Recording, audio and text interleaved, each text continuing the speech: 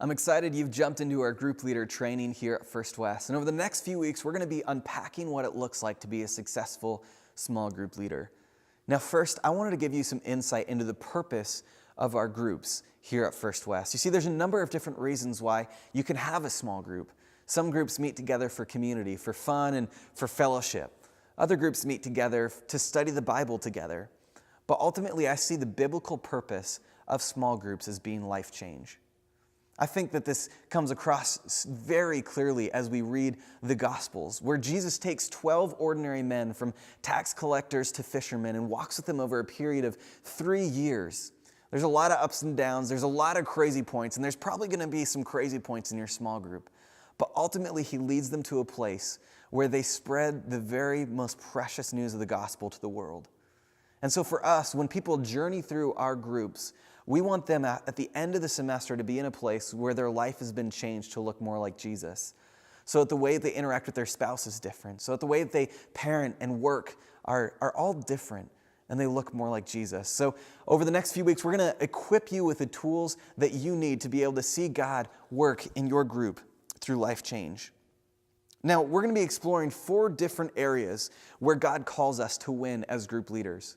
We're going to talk about how to win with God, how to win within, how to win with others, and then ultimately how to win with results. Now, each week we're going to have a main thought and a main question. And if you forget everything else that we talk about during our times together, I want you to remember these 4 thoughts and questions, because the reality is that if you remember these 4 things, that no matter what comes up in your group, that you're going to be equipped with what you need to be able to handle those situations. I love hearing people's stories, and that's one of the reasons why I'm so drawn to the Old Testament.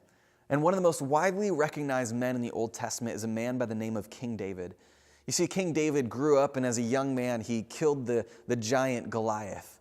As a middle-aged and older man, he ruled over the nation of Israel, and then ultimately, through his lineage, came the Savior, Jesus.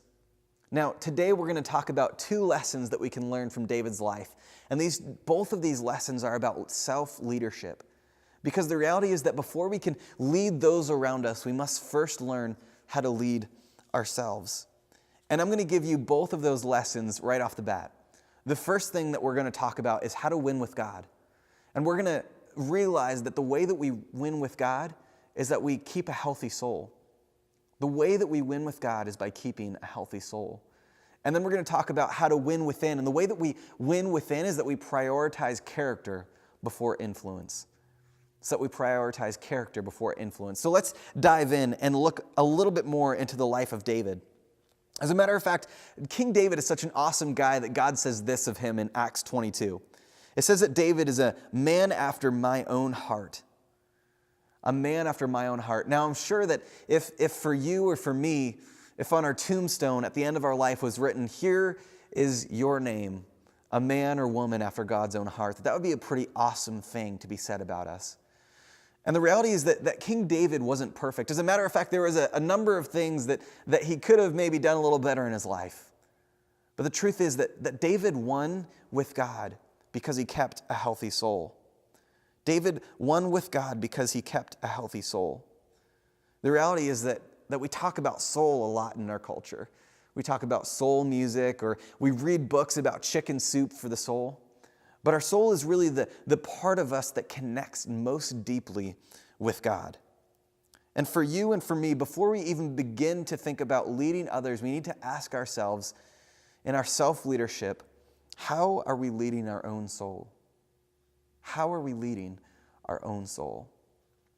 God has first and foremost made us stewards over our souls. And if He's called us to be a steward, then we must take what He has given us and grow it and make sure that it flourishes. And so first and foremost, we are given authority over our own soul. And the reality is that if you have an unhealthy soul, then we really can't help anyone. As leaders, we multiply who we are. And so if you have an unhealthy soul, then what you multiply will ultimately be unhealthy. We actually see this truth in the Bible. It's called the law of consequence. And it's really this: a man reaps what he sows. A man reaps what he sows. It goes something like this. If I were to go out and if I were to plant corn, then I wouldn't go back and expect to reap potatoes. And if I have an unhealthy soul, if I have improper self-leadership, then I can't expect my leadership over others to be healthy. So if we're supposed to be healthy small group leaders, then we must keep our own healthy soul. And that leads us to a question that we all have to ask ourselves. How is my soul? How is my soul? Self-leadership dictates that we lead ourselves first, and that comes with a very frank assessment and very frank question about our souls. I realized how important it was to keep a healthy soul with one of the very first spiritual mentors of mine. His name was Mike.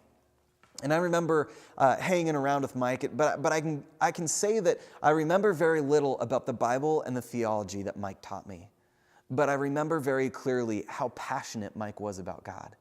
And it was that passion that when I got around him, that it just energized me and it made me want to be a better Christian. And that's the kind of leaders that we want to be, that when we have a healthy soul, we get to lead other people in that passionate pursuit of God. So for you, are you someone that when you walk into a room that others are challenged by your passionate pursuit of God? Because if you are, then you're leading them correctly and you're leading yourself correctly. But maybe for some of us, we need to ask ourselves the question, how is my soul? How is my soul? It's how we win with God, is when we say, I am in a healthy place, when we take care of our soul.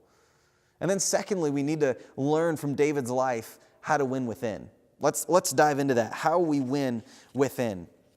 You see, because David is known about being a man after God's own heart, but he was not perfect by any stretch of the imagination. As a matter of fact, let's go to 2 Samuel chapter 11. And what happens in this story is that David is out on his roof one day, and he looks over on the roof next to him, and he sees this woman bathing naked on the roof. And so he calls her into his house, and he sleeps with her. The problem is that she becomes pregnant, and she's actually someone else's wife. And the story goes into how he tries to cover this up, but ultimately God calls him to a place where he has to make a choice as to whether or not he's going to repent and turn from his sin. The overarching narrative of David's life is that he's one with God, but this particular challenge is whether or not David will win within. You see, the story talks about two different parts of David's life. There's the front stage, which everybody else sees from David's life. And then there's the backstage, which only David knows about in his own life. This front stage, backstage concept was written about by a man by the name of Irving Goffman, who said that each of us have a front stage of our life, a show that we put on for everyone else. And then we have a backstage, who we are privately when nobody else is looking. And if we're to win within, then our front stage and our backstage need to match up. For David, that front stage, if there was an action figure for any Old Testament person, it would have been King David, the ruler over Israel. If there would have been somebody that you would have looked up to, that front stage would have looked so good.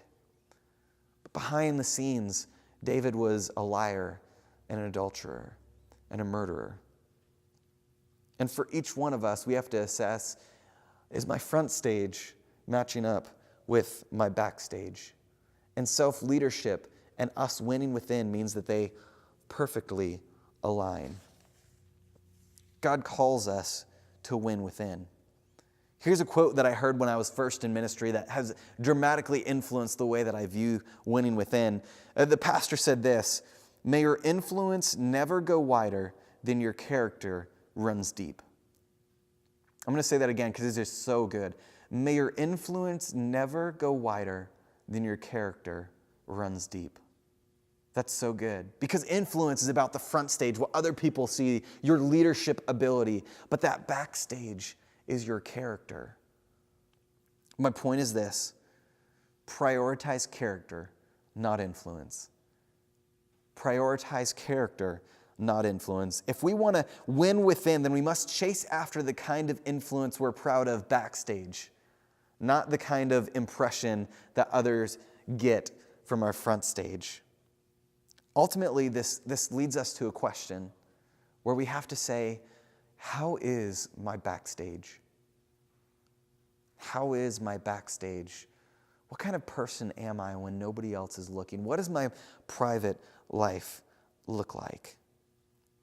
And before we ever seek to influence those around us, we have to say, is God pleased with my character? Now, I'd encourage you over the next few minutes to grab a paper and maybe a pen and to jot down your thoughts on these two questions. First, how is your soul? And then second, how is your backstage? If you explore those, then God will bring you to a place where you win with God and win within, so that then you can win with others.